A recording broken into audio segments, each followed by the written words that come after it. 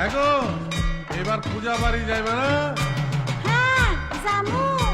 তাহলে একটু সাজগোজ করো, লোকে দেখবো। কি দিয়া সাজুন? এইবার কিছুই তো দিলা না। কেমনে দেমু? এবার পূজা বোনাসও পাইলাম না, তোমারেও কিছু দিতে পারলাম না। চাই না আমার রেশমি চুড়ি, চাই না